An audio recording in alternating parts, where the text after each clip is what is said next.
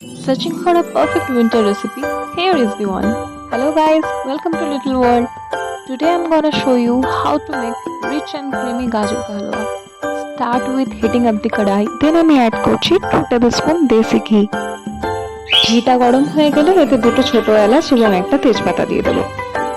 একবার নেড়ে নিয়ে এতে আমরা গ্রেট করা গাজরগুলো দিয়ে দেবো।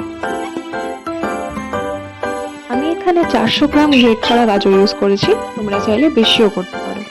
Cook it until it turns golden and brown and keep the flame low.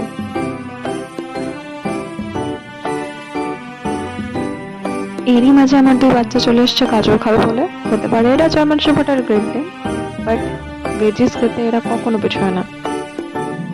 এখানে অল্প আছে গাজরটাকে মাঝে মাঝে নেড়ে নিতে হবে যতক্ষণ না সেটা ভালো মতো কুক হয়ে যাচ্ছে। পরিমাণে অনেকটা কমে গেলে এবং ভালো মতো রান্না হয়ে গেলে এখানে আমরা ফুল ক্রিম দুধ ঢেলে দেবো। আমি এখানে 1/2 লিটার দুধ ইউজ করেছি।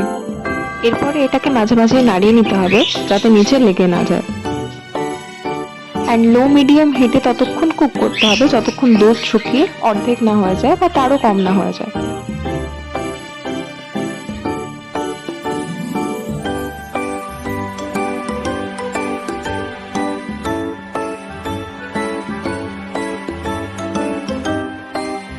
দুধ কিন্তু শুকিয়ে মাখো মাখো হয়ে গেছে। ঠিক এর পরের পর্যায়ে আর একটু নাড়িয়ে নিয়ে এরপরে ফ্লেমটা অফ করে দিতে হবে আর কিছুক্ষণ এভাবে ঢাকা দিয়ে রেখে দিতে হবে।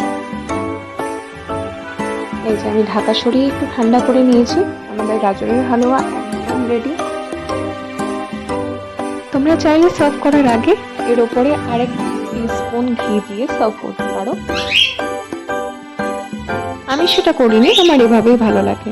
আর বিলিভ মি, এটা এত সুন্দর টেস্ট হয়েছিল আর এতটাই ক্রিমি অ্যান্ড ডেলিশিয়াস ছিল, কি বলবো।